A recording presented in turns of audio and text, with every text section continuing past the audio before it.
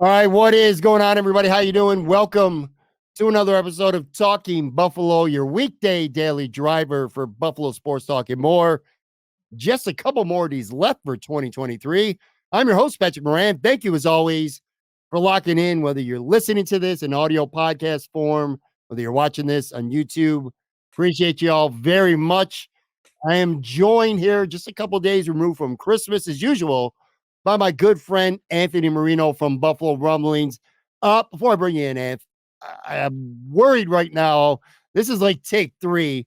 Sometimes when we do these remotely, the computer or the internet has a mind of its own. So hopefully I don't have to restart this again.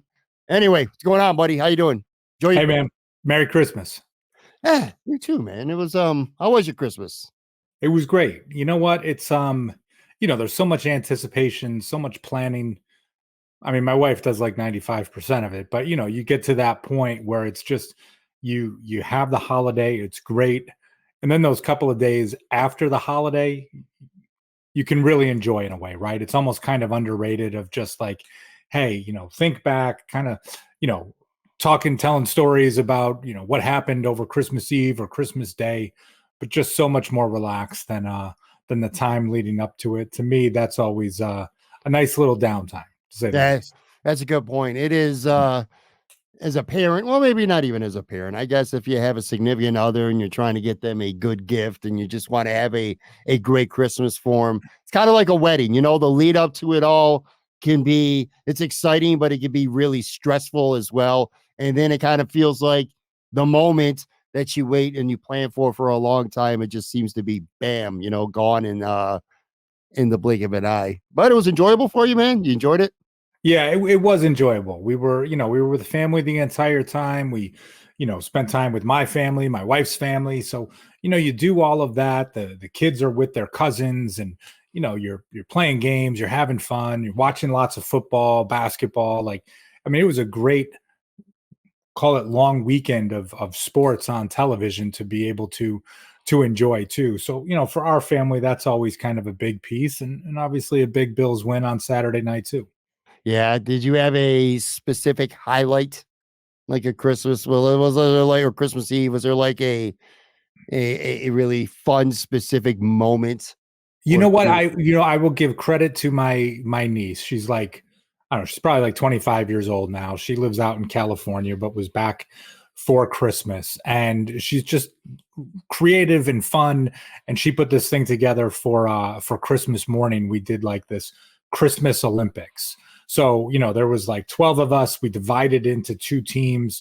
In one group, it was like, oh, you've got this box with all these ping pong balls in the back, and you've got to, dance and shake. It's like you against somebody else to get them out of, once all the ping pong balls are out, that person won that part of the competition, or some candy cane race. Or then there was something where, they've got like cotton balls to look like snow, and you're trying to, you're putting cups on your hands and who can pick up the most in 30 seconds. So, you think of stuff like that. And especially as your kids get older, as your nieces and nephews get older, just to have some fun. She like got prizes for all of it.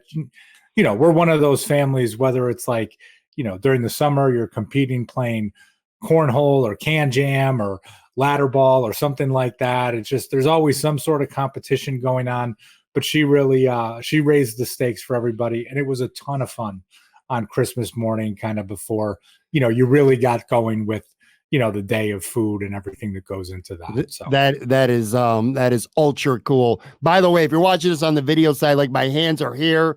They're up in the air. They're going to be behind my back. I am not touching this desk. I am completely scared that I'm going to knock my mic or camera loose if my finger even makes contact with the desk. Yeah, that's really cool.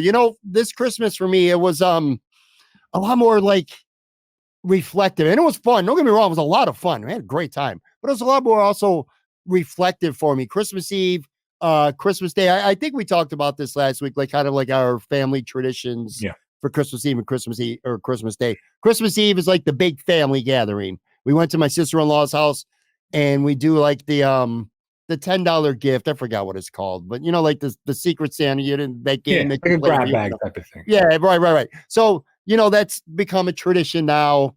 And that's a lot of fun. And I think there was like 31 people who did it. So that tells you how many people were actually in this house. And like I said, you don't take, I try to not take moments for granted like that anymore, because I think back just to the last couple of years. Last year in Buffalo, you had a blizzard. So nobody got together for Christmas. 2 years ago, a handful of people had COVID that couldn't make it. And, so that wiped like the whole families out. They didn't want to take chances. So the gathering was much more sparse. And then 2020 was obviously COVID. So nobody really got together in large groups during that time. So this was like the first time since like 2019 that we had the full family gathering. And I really kind of soaked that moment in. And then Christmas morning itself. So Christmas morning has always been my wife and myself, my son who lives with us, and then my daughter she's 25 and she doesn't live with us anymore, but she comes over for Christmas. And then we open up, the immediate family, our gifts and stuff. And I think back to like, I'm enjoying them this year, and just thinking back to a year ago, like a year ago from right now, my son was single. So he wasn't with anybody. And my daughter was in a relationship with somebody else. And then you fast forward a full year later, my daughter has a boyfriend that she's been with for a while. They're in a pretty, relatively serious relationship. My son has a girl that he met last year on New Year's Eve. So he's been with her for a full year. Her first Christmas. I was just thinking in my mind, like how much has changed just watching the gifts being open in just 1 year. And it was really cool, man. Like my son's girlfriend was all emotional. It was like kind of all overwhelming for her. Yeah. So the gifts were cool, but like just how much change is in just like 1 year really kind of struck me. And like I said, I was just kind of being reflective and just taking that all in. One thing I was going to ask you, and I was a little disappointed because I didn't hear from you. Obviously, things kind of took off on Thanksgiving Day when you sent me a picture of your plate from Thanksgiving dinner, which looked like something that someone in solitary confinement might enjoy on Christmas, on Thanksgiving Day. Yeah. What was the plate like on Christmas? Do you expand a little bit, or is it still biscuits, turkey, and gravy, and that's it? Let me be completely honest with you. Nothing really. Funny story, true story though. So we did shopping, so much Christmas shopping a couple days before Christmas, got breakfast stuff, all kinds of stuff. You know what we forgot? To buy anything like really for dinner, like any kind of like significant, like, like ham or pasta or turkey or whatever it is that you're going to make for like a sit down Christmas dinner. We never got anything. And we were going to go to my in-laws' house, but that didn't end up happening. Plus, to be fair, my wife was starting to feel a little bit under the weather. If you remember last week, I was feeling shitty. Yeah. And it kind of got around to my wife. But it is hilarious because late Christmas Eve night at like 9:00, knowing everything's going to be closed Christmas Day, we were going to like convenience stores. Like I talked a guy into opening up his deli at a convenience store to slice me up some Cajun turkey and some ham, because I was like, we're going to be probably having sandwiches for dinner. But my wife ended up going to her parents' side and going. I ended up going out to meet with some buddies, a couple who were from out of town. So we went out and had a couple drinks. But actually, no Christmas dinner, so no prison pictures to that's worse. That's worse than the thing. We gotta next year. We're gonna mark this down. If I'm still doing the show with you, if you're still having me, we gotta work on this a little bit. Maybe we'll get like you and Howard Simon together. He can try a strawberry. You can try like I don't know, mashed potatoes or something crazy here. So. That's fair. It's Christmas mode. Like, all right, so we're taping this. What is today? Wednesday. My days are messed up because Christmas was on a Monday and it felt like a Sunday. So my days are kind of off a little bit. So we're taping this Wednesday. We're dropping this Thursday, which is our norm. This is what we usually do here on Talking Buffalo when I have Anthony on each week. So we're a handful of days now removed from Christmas, 48 hours, be 72 by the time this drops. Are you still like in Christmas mode? I know how you talked about relaxing a little bit after the holiday, but is like Christmas still on for you, or is this like done? No, and trust me, like the decorations are still up. The tree looks great, all of those things. But now it's almost like you feel like you have a little bit of the time to relax and almost enjoy it. Yeah. But with that, it's like, there's no more Christmas music. There's no Christmas movie that it's like, oh, I need to watch this. Like we're good. Not to get all Bill Belichick on you, but like I'm on to January. Not even like I'm not even a New Year's guy. It's just like, what's next? Yeah, I completely hear you on that. My mode is this. And yeah, it is nice. Like it's still kind of like a little more relaxing than normal because a lot of people are still off of work, and things are just wrapping up for the year. But I would say the minute I was done eating Christmas dinner, but I didn't really have any real Christmas dinner. But the minute I'm done eating my sandwich or whatever it is before I go out for a beer or two, Christmas mode's over for me. Like the moment I eat Thanksgiving dinner, I'm like, give me all the Christmas music, give me all the movies, give me all the Yeah. TV specials, put the trees up, shine the lights. I'll go look at light festivals. I'll do all that stuff. But the minute I eat Christmas dinner, that's it for me. Like, I don't need to see another Christmas. I'm not going to watch a Christmas movie. I'm not going to, voluntarily listen to a Jingle Bell Rock or anything like that until it becomes like next Thanksgiving. Like, I'm done with that. Like, I'm not I'm not Scrooge. I haven't taken down my shit yet around the house. The tree's still up, decorations still up. That will come down though, probably late afternoon, New Year's Day. When do you take your stuff down?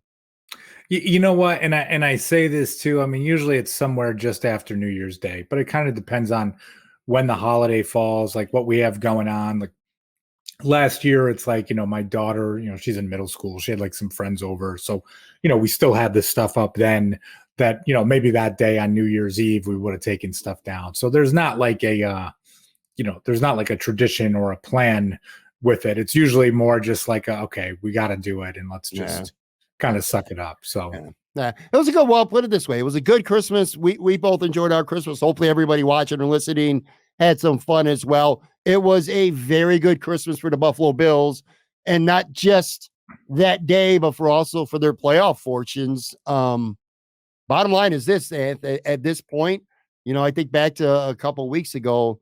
I think the Bills were like maybe 15%, or something like that in the New York Times to make the playoffs after that Philly game. And now they're sitting there, quite frankly, really pretty. They're got to handle business. And we'll be talking Bills New England here shortly, do our preview and our predictions like we do every week. But assuming the Bills can handle business against New England, we're all big Baltimore Ravens fans because if the Ravens beat Miami, incredibly, week 18, Buffalo and Miami isn't just going to be for the AFC East. It's going to be for the number 2 seed in the AFC overall. So you're talking potentially at least 2 home playoff games. So just to think how much things have changed in a few weeks, the position that Buffalo's in right now, and even if Miami wins, the Bills probably are going to be locked into the 6th seed if that happens, assuming the Bills make the playoffs. But we might not even get to week 18. It's feasible that the Bills could actually clinch a playoff spot by around 5-6 o'clock on Sunday. Big turnaround, man. Oh, it's a huge turnaround. I mean, you think the last couple of weeks, I mean, it's been to the point of just like, okay, you're grappling with the thought of if the Bills lose this game, the season is over, right? Sure. Like the playoff chances are over. Any of these past 3 weeks, and I get with certain things you could say like, oh, the Dallas game because it's NFC is not that important, whatever. But still, a win is a win, right? Like overall wins and losses is still what is most important. So when you think to that of almost like, okay, you're starting to set yourself up for the disappointment and just like, hey, maybe that's it. Maybe I don't have to worry about those January weekends and like what we have going on or looking at the playoff schedule to now just 3 weeks later. And you're just thinking to yourself like, okay, you're talking about the 2 seed. Like before it was just make the playoffs. Now the fact that it's even a conversation about it is kind of surreal. It really is. And, it's everything kind of broke with the exception of Dallas. Dallas, blew it at the end of the Miami game. But besides that, everything else over the last like 2 weeks has really went Buffalo's way, kind of like a Christmas gift. And we'll talk about that Chargers game. But yeah, for people again to refresh, the Bills could be as high as the number 2 seed. And that's a 2-7 first round matchup. That's if you win that game, that's a guaranteed divisional round game. And then depending the number 1 seed, which by the way, there's no mystery there. So if Buffalo was the 2, that means Baltimore would definitely be the 1 because they would beat Miami. So, if Baltimore stumbled in a divisional round, the road through the Super Bowl could actually go through Orchard Park, which is just crazy to think where we were a few weeks ago. On the flip side, like I said, if Miami does beat Baltimore, the Bills, for all intents and purposes, are almost, I don't want to say completely, but they're pretty much locked into the 6th seed, which would be almost certainly would be a matchup with the Kansas City Chiefs in Kansas City. They're not a very scary team right now, but they are the defending Super Bowl champions. And you got to figure at some point, maybe Mahomes and Kelsey in this offense gets their act together. But the Bills have went there 3 straight years now and they've won. And it should have been 4. We all know about 13 seconds. So, yeah, everybody was saying nobody wants to play the Bills in the playoffs. I think that's true. And that's not us being homers, man. That's being objective. Nobody wants to play this team right now. It is such a crapshoot in the AFC. You can say that about the Bills, and I think there's a lot of other teams that are saying that about themselves too, right? When you think of the AFC, and it's just the Chiefs aside, the Ravens are feeling confident, the Dolphins are feeling confident, the Cleveland Browns are feeling confident, right? Like it is such a weird structure for where things are and where we thought it would be at the beginning of the season. But again, I'm still kind of wrapping my head around to the fact that, the 2 seed is a real possibility. And again, you need to get some help, right? Like, and I get that part, and I don't want to get ahead of myself. Like, listen, can the Ravens beat the Dolphins? Absolutely. Can the Dolphins beat the Ravens? Absolutely. Like there's no part with that. It's a little bit of a coin toss. And I will say this, as much as, of course, I would love for the Bills to get the 2 seed. Right now, I'm just like, just get in. And we've said that before, like when we've talked in the past, putting so much pressure on getting the 1 seed and home field advantage and this and that. Right now, I'm just like, just get in. If you get in, I'm still going to feel just as confident as I would if they were the 2 seed and playing at home.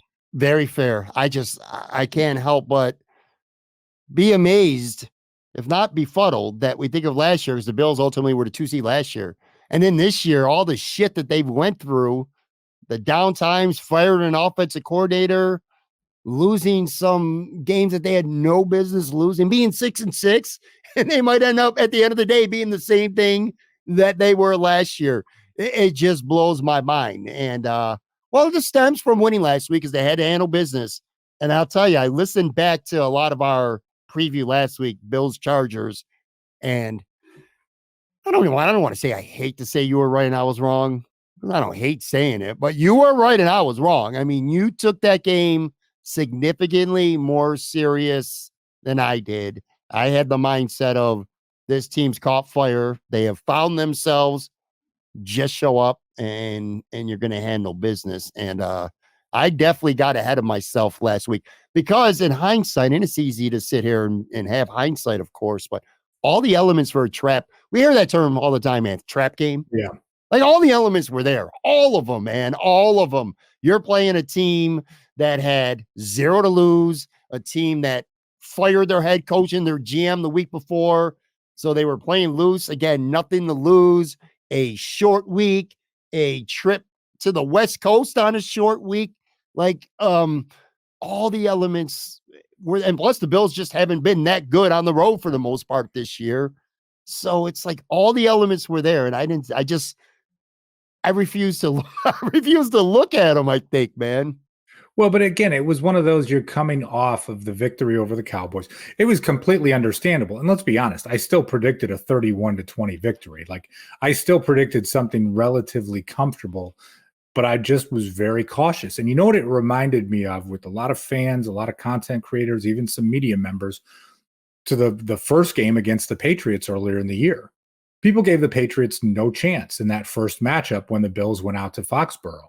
And it was just like, I just did not feel that comfortable at that time, even though I thought the Bills would win. Like it was just weird how some people were completely writing off the Pats. And this week, some folks completely writing off the Chargers. And it just, one of those scenarios where you just think to yourselves like, okay, it comes down, you've got to make a play on offense. You do. Tyler Bass makes a kick, Ed Oliver makes a play on defense, and you get to go home. And it's just like one of those that I think is so much different. And so many folks have said it early in the season. If you win a game like that, you're down on the team. It's like, what's wrong with the Bills? This shouldn't be happening, blah, blah, blah. Now it happens in week 16. It's just like, they won. I don't care by how many points. I don't care if it was pretty. You know what? Nobody really got injured. They won the game. You're on to the next one. And look at the playoff prediction percentage, whatever calculator you use, 90 some percent. Like, we're good. It's like we said last week, March Madness, survive in advance. That is it. And right now, it's just survive in advance. I think the most simplistic yet overlooked aspect of sports, and especially the NFL, that on the surface just seems so obvious, but we just continue to always look past, is the simple fact that it is hard to win in the NFL, and especially on the road. It is never easy to win in the NFL, and especially on the road. If there would have been, now, at least publicly, you are significantly more even keeled than I am. I'm completely lose my shit. And I do it here in public on the show sometimes. So I think you can only imagine if there was like a hidden camera in my house watching this game in the third and fourth quarter, how intense I was. Like, what was your mindset watching that game? And we tried, like I said, you tried to stay even keel here and respect the opponent, but man, they're playing the Chargers. You got to win the game. I think I can imagine what your house was like watching that game in the second half. I'll say this, right? So it's like we were at my sister's house for most of the day doing Christmas celebration with them. So it's like you get home in time, miss the very beginning of the game, but like listening on the radio on the way home. So you're not missing too much. And then as you're just kind of watching, it's just like, okay, you're letting them hang around, but you've made some mistakes, and I feel like Buffalo is okay. And I will be honest, Pat, I thought of you when James Cook fumbled the ball, right? Where it's just like, okay, you fumble the ball in your own territory. The Chargers are going to score to go up. Are they going to score a touchdown? Are they going to score a field goal? And I'm like, remember when Pat asked me like what percentage of my Christmas would be ruined if the Bills lost this game? And I said 0% chance. I go, God, I hope I don't have to figure out what percentage it really is, right? Because I was stewing right there. I really was. And at that point, it's like we were getting up to travel the next morning. So everyone else had already gone to bed. And it's just me watching the game by myself and just pacing, right? Because that's like my thing now. It's like I will pace back and forth. And it's like, okay, that happened. They got the stop pretty quick. Chargers got the field goal. So it's just like, okay, you got to march down. And once he got that third down completion to Stephon Diggs, I felt pretty good. Like, okay, you get that first down on 3rd and 8, big catch, especially for Steph, right? Because things were a little bit off with him, not sure, like, playing through injury, whatever it may be. But it was just a lot of pacing, and then it was just relief. But it was one of those games where, again, it's the holiday. You're like, hey, if it's 35-10 and I can sort of be like starting to doze off before this one's over, that's fine. No, instead you're like tense, your adrenaline is going, and it's like the game ends and you just take a deep breath and you're just sort of like, okay, survive in advance. That's it. For me, the singular moment of the game that sent me into complete psychopath mode was Deontay Hardy fumbling. That play that made me lose my shit. Quick story, true story too. So I had friends over for that game. It was Saturday the 23rd. We called it my son's birthday. So it was Shane's birthday / a little bit of poker, although we didn't end up playing any poker during the day. Christmas gathering / Bills game, all this stuff. Had about 9-10 people at the house. And I acted like I act in a tight Bills game, kind of got nuts. Christmas night, one of the guys who was at my house, who I've been friends with for a long time. However, he had never watched a Bills game with me before. We were at Vinny's, I think it was, in West Seneca on Christmas night. And he goes, dude, you're a psychopath. I can't believe you were losing your shit. I can't believe how angry you are. I was like, he never had seen that side of me before, or at least over a football game. I was like, oh, sorry, man. Yeah, I was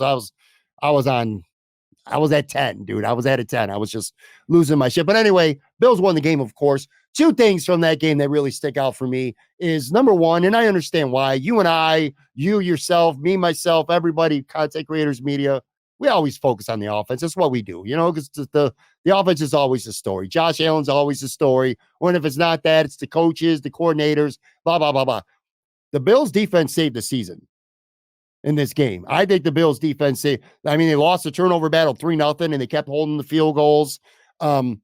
This defense has turned the corner big time since that Philly game. And Sean McDermott is, to his credit, is just doing a really, really, really good job, not just as head coach, but as a defensive coordinator. And you mentioned Ed Oliver, because that's the guy I got to single out. I thought he was an all-pro level player on Saturday, and he's been like that for a lot of this season. He's got 8.5 sacks, and it was always, if DaQuan Jones is out there, Ed Oliver can do some things. Ed plays great in stretches, and then he disappears at times. And that's kind of been the case with him, but not this year, man. This year, from week one, I think Ed Oliver has been a great player. I'd make a case that he might be the defensive MVP, and I might even be willing to hear a case from you that he might be the most consistently good player on the Buffalo Bills this season. He had 2 sacks, big one late in the game too. I mean, what more can you say about this guy? Yeah, I mean, a great performance by him. And you think, right, he gets the contract extension in the offseason. Some people are scratching their head because it's sizable, not sizable in being the top 2 or 3 paid defensive tackles in the league, but a major commitment from the Bills at a time when they were strapped for cash, and they're going to be going into this offseason. If they had not signed him to that contract now, you probably need to fork over another $7 to $8 million a year. Easy. Based on the level that he is playing at. You talk about the consistency, and I do, if I remember correctly, maybe there was a little bit of a lull, right? And you think DaQuan Jones goes out against Jacksonville, maybe like a couple weeks after that, where it just seemed like, gosh, was Ed Oliver maybe a product of DaQuan Jones? And again, I'm not remembering the specifics. Don't shout at your screen or your wherever you're listening or watching this, to along those lines. But it just, he has been a difference maker. And I don't want to get too far ahead of ourselves, but, I was going back earlier today is kind of doing some prep for this conversation. Ed Oliver was inactive with an injury the first time that the Bills played the Patriots this season. So when you talk about difference makers and consistency and performers and everything that goes into it and how disappointing that loss was, you're taking your defensive MVP off the field for it. So it's just a little bit, I think, when you think back to what might be different in this game and not getting gashed against the run and blah, blah, blah, everything, that we can talk about. But that's one of those pieces. And you saw him finish the game on Saturday, and he's going to make a big difference, I think, again on Sunday. You know what? That's a great point. I forgot about that. Ed Oliver did not play the first time the Bills met the Patriots. Sure, that matters. So anyway, he was great. And also Rasul Douglas was great. What a great trade that has been. And Teron Johnson just continues to impress me week after week after week. So you got that. And then the other thing is the Gabe Davis conundrum, I guess, at this point. For all my bad takes, and I have more than a few, but I don't remember what it was. And trust me, nobody likes to hype themselves up more than me. So if I could find the clip, I would actually play it. But I know it's out there from one of my shows. I said when Gabe Davis, one of the weeks, many weeks where he didn't do shit, I said, I don't care. It doesn't mean nothing to me. Stephon Diggs will get it. If he's getting his or Cook's running the ball or Kincaid's having a big game, I don't care. I said you're going to need Gabe Davis at some point to step up. These last 2 wins before this against Kansas City and against Dallas, Gabe Davis literally did nothing. And then this game, they needed him. 4 catches for 130 yards and a touchdown. You don't want your wide receiver to go weeks without having zero, without having a single catch. But this is what I was talking about with this offense. Doesn't matter who gets it done, just get it done. And on this night, it was Gabe Davis, and he might do nothing on Sunday, but it might be a playoff game against Kansas City or whoever, and you're going to need him to do what he did. And it's nice to know that it's out there for him to be able to do. Yeah, it's one of those that you can look at. Had a good game against the Eagles, right? Yeah. Then a stretch where it's just like, okay, where is he? But along those same lines, it's like you need something that defensive coordinators can look at and say, okay, we can't take this guy for granted. And that's what Saturday night was, right? So if you're planning, and with the Patriots, whatever it's going to be, if they try to eliminate Stephon Diggs from the game or whatever, whatever Belichick, the genius, right? Like tries to scheme up. It's always so funny too, right? Because everyone gives Belichick like, oh, Belichick, he, does what he can to take away the team's number one weapon. Like every other coach in the freaking NFL, just like, oh shit, like I never thought that. Like maybe we should try to stop Stephon Diggs from doing something. Like, but I think as we look at it, to see Gabriel Davis flashing at this stretch, like you don't need him to be crazy, right? But even if he can be, hey, 3 catches for 48 yards during each of these games to be that threat, Dalton Kincaid to continue to be a threat, like just to have that balance is necessary. So, and I'll be honest too, I was just happy for Gabe Davis, right? I mean, the guy's a captain by all accounts, works his ass off. Everything that he does, he does things the right way. And, he's not looking to struggle like that either, right? When you talk about it, that's got to be bothering him. His mom was on Twitter saying different things, like just good for Gabe Davis, because he is, kind of been in the crosshairs for a lot of folks lately.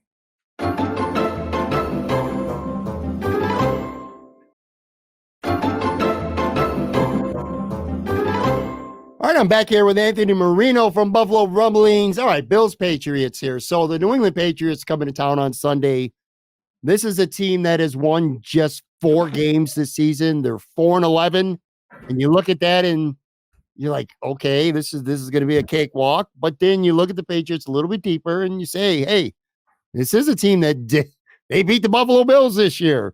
This is a team that a week ago went into Denver and effectively ended Denver's season, 26 to 23. Bailey Zappi threw for 256 yards and 2 touchdowns. And I was looking up some numbers, when they're 4-11, 7 of their 11 losses this year have been by 1 score. So they're not getting blown out a lot. They haven't lost by 2 scores since they lost by 14 against Miami, which was literally 2 months ago in late October. So this is a team that their record might suck, but they've beaten the Bills. They ended a team that was desperate for a win last week. They effectively ended their season. They've played a lot of teams close.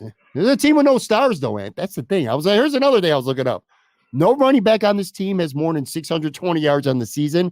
No receiver has more than 45 catches, which, by the way, if you know, it's DeMario Douglas that leads the team in receptions. Congratulations, because I did not know that until an hour ago. No one has more than 520 yards receiving.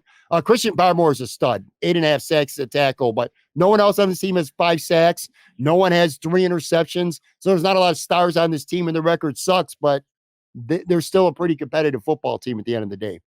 Yeah, I mean, listen, they are still competing. For as dismal as their season has been from a wins and losses standpoint, they have not given up, and Bill Belichick has not given up, and who knows if he will be the head coach next season, what that will look like. Just there's a lot of different storylines here, but at least it is a team playing with a sense of pride, and whatever connection you want to make to Mac Jones being benched and Bailey Zappi taking over at quarterback, what that piece can mean and how that can contribute. But in no way should you ever look past the Patriots. You just should not. And I'm not going to this week either. I hope the Bills don't, right? I mean, the Bills get the advantage this week of a little extra rest. I mean, both teams traveling from the West Coast, but the Bills playing on Saturday gives them a little bit extra time when you had Denver playing on a Christmas Eve night. But yeah, this is one of those games that personally, it just kind of scares the hell out of you, because we can say in so many scenarios that the Bills have played down to their competition in some way, shape, or form. And now you've got a team. I mean, the Patriots should want to lose, right? Like, I mean, they're screwing things up. They screwed things up by beating the Broncos the other night. From a draft standpoint, like you are out of this, but they are not looking to pack it in. And this is a type of team that you can say is dangerous, star power or not. They can be dangerous. Let last week's win against Denver, by the way, unrelated to this preview here, but let that be a lesson for people who think that teams tank.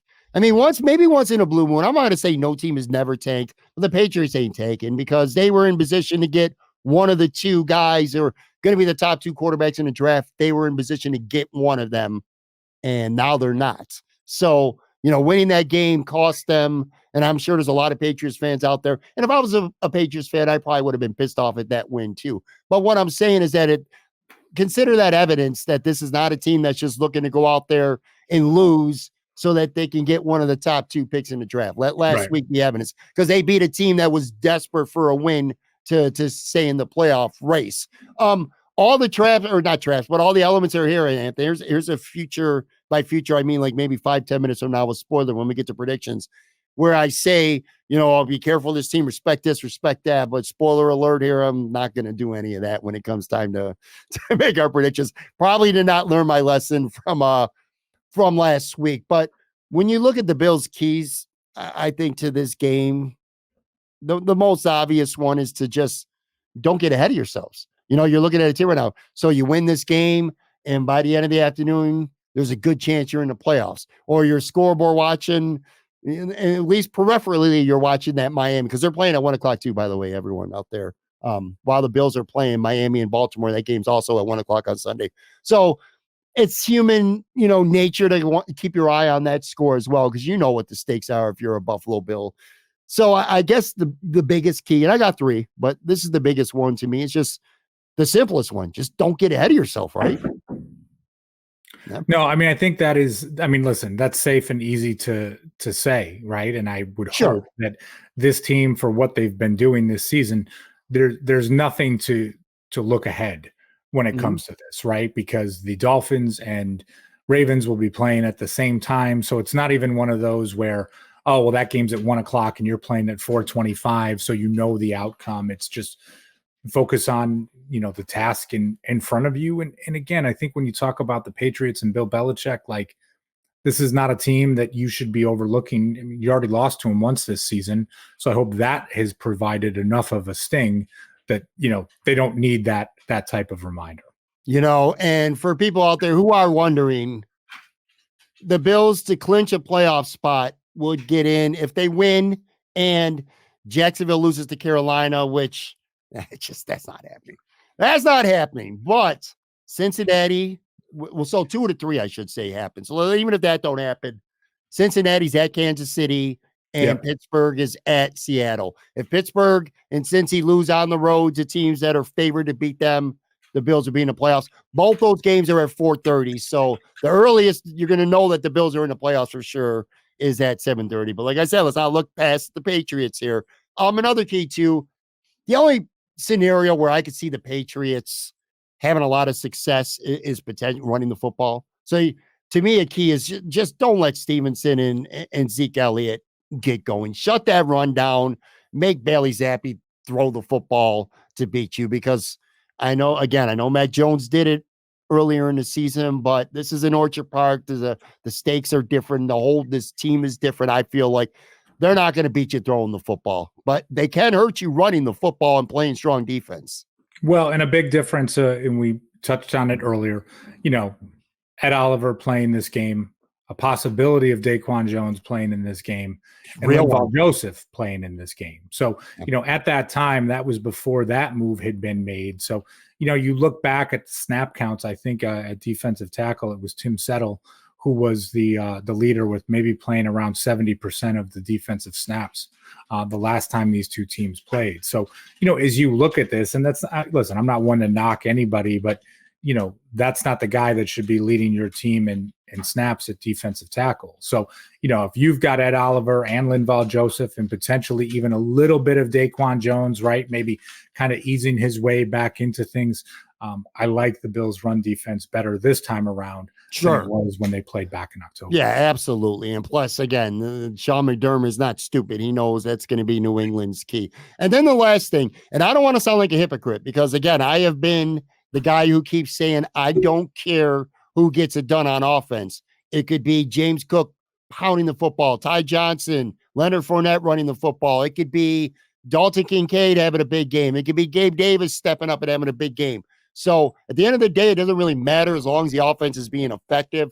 But to me, a key is because you're going to need Stephon Diggs. You're not going to win a Super Bowl with Stephon Diggs having 4 catches for 28 yards. I promise you that. At some point, you need Stephon to do what he does. And this just feels to me like it's not the end all be all for a key to this game, but it would be nice for Stephon Diggs to get going. Look, he's got 96 catches on the season, 1,038 yards and 8 touchdowns.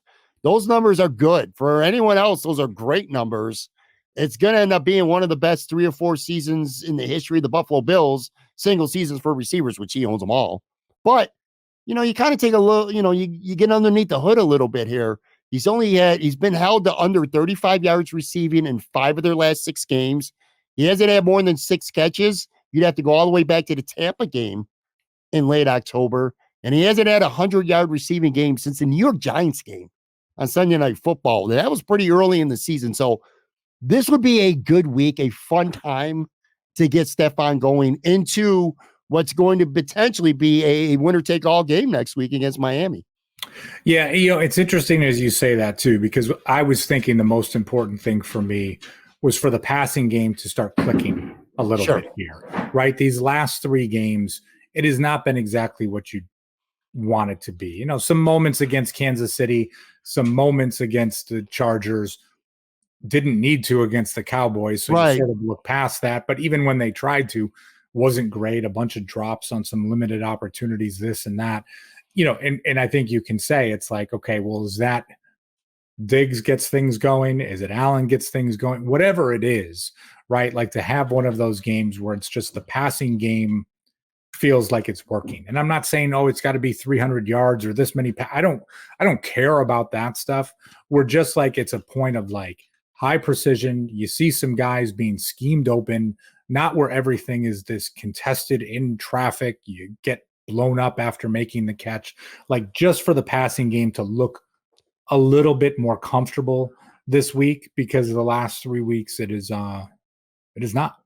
No, it hasn't even come close. Hasn't needed to, because they've run the ball relatively effectively, obviously, especially against Dallas. And look, can they get away with Stefon Diggs having 4 catches for 29 yards this week and still win? Absolutely, they can against the Patriots. Maybe that passing game gets going the following week against Miami, because probably going to need to at that point. But anyway, it's something, maybe it's not even a key. It's something that I just personally want to see. I also want to see Dalton Kincaid start to get back to being productive. It's only been a couple games since Dawson Knox has been back, and maybe it's just coincidence, but his production has slipped big since Dawson has come back. Anyway, all right, well, prediction time. What do you got, man? 28-17 Bills. Kind of along those same lines. It's a good win. Not as comfortable as you would like it to be, but just one of those that you look at and, maybe it's that type of scenario where like, hey, in the fourth quarter, you're up 21-17, you need a drive, you go down, you score a touchdown, just sort of put things away and feel good about things. So that's where I'm going to go with this one. I'm going to go 40-13. They're not messing around with it. Look at you. All right, let's go. 40-13, man. They're not going to mess around with this team. They're going to get out early. They're going to shut the run down. They're going to score, and they're going to smack Bill. And one of the big headlines after the game is going to be is Bill Belichick going into coaching his last game the following week. I think that's going to be a significant talking point. Let me put you on the spot a little bit further, because there was no way that we weren't picking the Bills. Let's pick. We don't have to give a score, but what do you think happens? 2-part question here. Miami, Baltimore, who wins that game? And are the Bills locked into the playoffs by the time Sunday night comes? Yes, the Bills will be locked into the playoffs, right? Because I look at those games and it's not just hoping for the best. Like, I'm expecting Kansas City to look more like Kansas City. Bengals kind of came back down to earth this past week. So, yeah, I'll look at that. The Steelers played well this past weekend, but again, along those same lines, they're traveling out west. You get a week of tape on what's his name, Mason Rudolph, to kind of check him out and see what's going on there. I like the Seahawks, right? Like they can do some things. So I don't think predicting both of those teams to win is a stretch. It's not, I mean, hey, it's any given Sunday for a reason.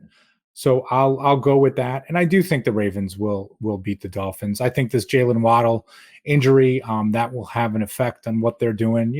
Listen, everybody's kind of banged up at this point. Of course, the Ravens have been without Mark Andrews for weeks, but the Ravens are playing at home, and maybe if that game was in Miami, maybe I'd be more partial to the Dolphins. But I think it'll be a close one. But yeah, I'll go with the Ravens. And that's not even just like, oh, that's what I hope will happen. Like, listen, the Ravens just smacked up the 49ers. They're going back home to play. Like, okay. I mean, like I can see this. So yeah, I'll go with the Ravens. I am in complete agreement with you. I think I think Seattle and Kansas City are going to win. I also like Miami, and I'm glad you said Jalen Waddle not playing, because I think that is a huge factor for Miami on the road. Baltimore can lock this down, man. They can take the number 1 seed with the victory over Miami. So it's not even just like a marquee matchup, and you could say, well, Lamar Jackson can maybe wrap up MVP with an impressive performance. That's individual shit. Being able to potentially lock down the number, not potentially, being able to lock down the number 1 seed with a win at home, I think we'll push them over the top. So I'm predicting that we are going to have one hell of a preview show in week 18 when Buffalo goes to Miami, man. Oh, woo! That's going to be a lot of fun. Well, and you have to think, right? If the Bills are playing at Miami with the number 2 seed, the AFC East championship on the line, right? It has to be flexed. I mean, listen, I'll be honest, I'm not paying enough attention to what's going on in the NFC and other races that, I don't know, like if there's something that affects the Eagles or the Cowboys or something crazy like that. But I just don't know if there would be a matchup that would kind of be more high profile. It's 1,000%. If this matchup is for the division and for the number 2 seed, it's 1,000% that is going to be flex. Houston plays Indy. A couple of weeks ago, I thought that could easily be a flexible game. It might end up being for the 7 seed between those two. We'll see. But I don't know if they would know that until they play. So I don't know. But yeah, 100% if the Bills play Miami. Oh, real quick, before we get out of here, 2 things actually. Number 1, a little bit of news early here before we started taping this. The Bills, to me, surprising to most, it doesn't sound like it was, but the Bills activated Kyrie Elam. This was the end of his 21-day window. I thought they might just keep him stashed on IR for the year. I don't think it's a big deal, but he's because he's the 4th corner. He's not like if somebody gets hurt, he's still not playing. Dane Jackson's the 3rd corner, but it's at least noteworthy that they didn't stash him on IR and they played him. So I guess that's one piece of news. And then we did a whole podcast and we didn't even talk about Josh Allen. Isn't that crazy? Is he still in the MVP race, you think, with 2 games left here? I did a show on this yesterday. I wanted to get your opinion. If he's even in the race. And so much with the MVP race, right? You look at the Vegas odds, you look at different things. He's still in the race. Like there's enough people pounding the table for him. Even if your Anthony's dog thinks you're going like crazy. Oh, it's like Chris Baker used to be on my show every week, and I'd get an appearance from his dog. She's racing back and forth. You said Josh Allen. She must have gotten excited. Go ahead. But no, I think he's still in the MVP race, right? Sure. I mean, because listen, these next 2 games, there's such a recency bias that comes with it. I mean, heck, 3 days ago, Brock Purdy was the MVP favorite, lays an egg against the Ravens, and all of a sudden it's Lamar Jackson. Like, and not that Lamar wasn't part of the conversation, but who knows what can take place, right? I mean, Lamar can have a ho-hum game against the Dolphins. They can still win. Josh Allen can go nuts against the Dolphins in week 18. And, that's the last regular season performance that you see. It is, it's really interesting, right? Because we say it all the time. It's become a quarterback award. And, listen, Brock Purdy, by all accounts, having a great season. But I don't know that he's even the MVP on his own team. Sure. Right? To Christian McCaffrey. And that's not a knock on him. And like, that's not a slight. Like, I'm not saying that disparagingly against him. Christian McCaffrey, you can argue, is the best offensive weapon in football. Tyreek Hill, you could have said the same thing. I mean, now with the injury kind of being, missing a little bit of time, that conversation has sort of gone down a bit, but no one has established themselves in any consistent way, right? I mean, it was Dak Prescott. They lose 2 games. Jalen Hurts, then they lose, 3 out of 4. Like all this stuff starts to happen. It's really fickle. And this might be one of those years where, what are there, 50 voters that weigh in on this? Like the guy that wins might have like 11 votes. Like you could see it being so split between any of the guys that you talked about on yesterday's show, whether it be Josh Allen or Lamar Jackson or Brock Purdy, Christian McCaffrey, Tua Tagovailoa, like I don't know, like they can all just completely split things up that the winner might not even have more than a dozen votes. You know, it doesn't sound like much because there's only 2 games left. Two games is like 12% of the season. I think it's a legitimate right now 3-horse race. I think Lamar Jackson has the edge, but you go into this week on Sunday and let's just say Baltimore wins, but they win 16-13. Lamar throws for 122 yards and a touchdown. His stats are not impressive this year. Like he would have one of the worst statistical seasons of an MVP quarterback probably in 30 years, maybe even longer, if he were to win. But let's just say there's a scenario, Baltimore wins, Lamar Jackson does not have a good game, and he was all right, okay, in week 18.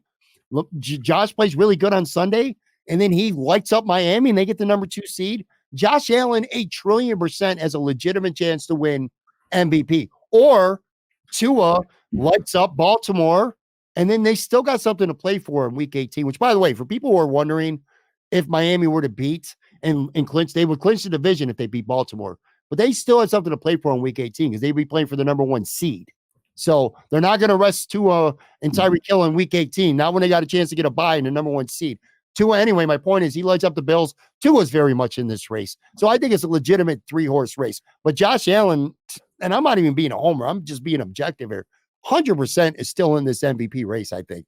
No, and I think to your point, you say 2 weeks, it sounds like it's not a lot of time, but it is, right? I mean, 2 weeks ago, Dak Prescott was the favorite. Sure. They get smacked by the Bills. They lose a close game to the Dolphins. Yep. And now he's not part of the discussion anymore, right? It's like, gosh, it's, it's a cold world. Like those 2 games do not, they don't eliminate everything that he had done through the first, however many, 14 games he had played that it was this season. So it just, there has been that lack of consistency. So I'm not expecting it, but is he in the race? Absolutely. Yeah, and for sure. And we'll get, as we end the show here, we'll get some answers anyway between all 3 of those guys, or maybe even Brock Purdy as well, this coming Sunday. It'll be a lot of fun. Anyway, that's going to do it for this episode.